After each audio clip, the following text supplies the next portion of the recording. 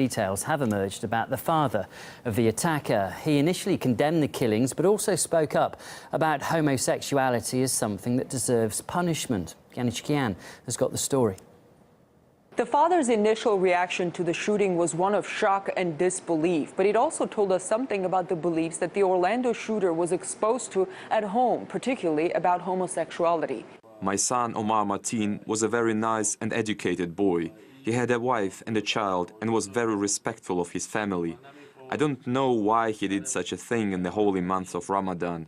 The issue of homosexuality and punishment for that is up to God alone.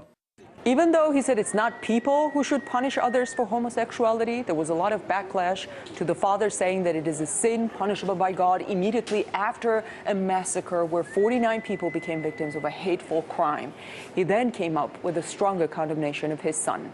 Yesterday I was in shock, my whole family was in shock, and I didn't know what I was saying. If I said anything, I apologize for that, anything that I made a mistake. I don't approve what he did. What he did was completely an act of terrorist. If I did catch him, I would have arrested him myself.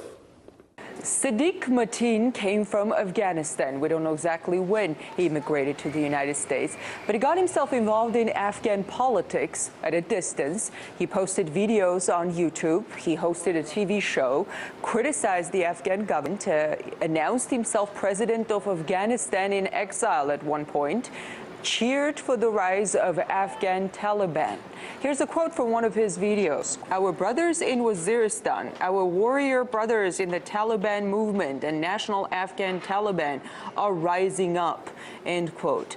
Sadiq Mateen also apparently tried to get in touch with U.S. officials. He posted a video of his visit to Capitol Hill and to the State Department office on Capitol Hill, but the State Department has no recollection of his meeting with any officials. I asked.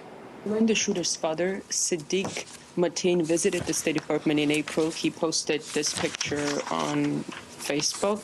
Yeah. Why was he here? Who did he meet? What did they discuss?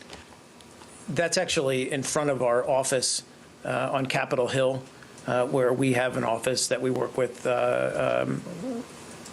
consular issues for members, but we have no records of any meeting with this gentleman and any State Department policy officials whatsoever. So we're learning that his father was politically active and had certain religious beliefs. Details about Omar Mateen's father may not be relevant to the massacre at the Orlando Gay Club, but they could tell us something about the ideas he was exposed to when growing up. That was Yanis Kian there. Well, we also heard from the president of Afghanistan's National Coalition for Dialogue, and he said that the shooter's father had been widely discredited within the Afghan community.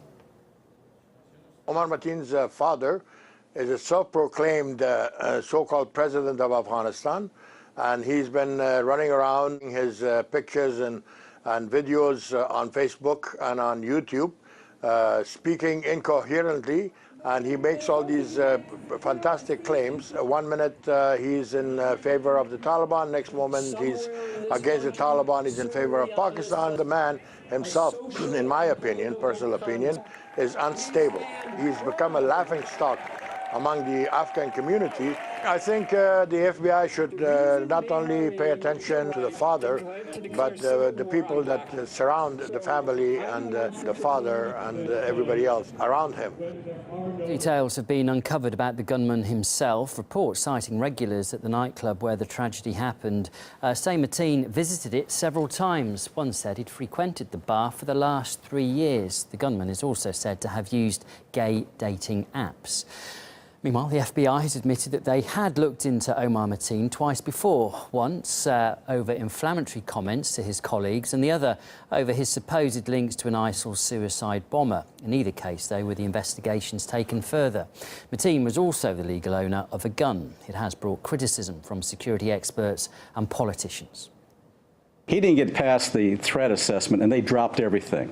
And as a consequence, because to have even a preliminary investigation, you have to show that you indeed have a link with terrorists, that you may have even committed a terrorist act. That wasn't the case here. You see, the terrorists know our regulations and our guidelines. They know that if there was an investigation of any kind, even a preliminary one, it's going to, and if they have nothing, it stops. I do think there is a very compelling case here to improve our gun laws, and especially the assault weapons ban. There's this whole culture of violence and a cult of personal violence that we really saw in this case. A very violent individual whose violence long predated his self-identification with ISIS. This was a man who had long-standing domestic abuse, racist, homophobic, who was really spewing violence as part of his daily life for many years.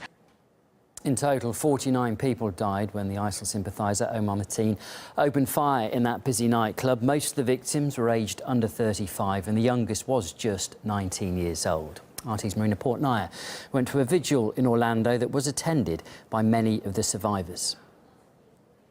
Just lost really close friends, my ex-boyfriend, just a lot of people that we know, and a place that we go every Saturday. I was lucky enough, God was there with me. I left 5 minutes before the tragedy. We were in the car, we heard it, but we didn't know what it was.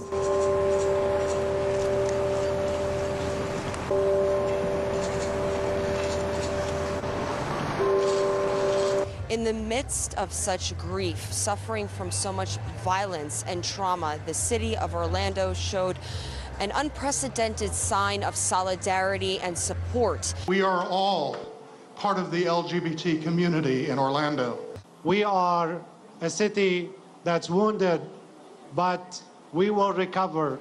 As this city continues to mourn, continues to get over the shock and trauma of what has unfolded in the past few days, they stand together. I think everyone can see a part of them in this tragedy. Heartbreaking, senseless that people that young are going through this. There is parking. Just the fact that there's that much hatred in the world is unbelievable.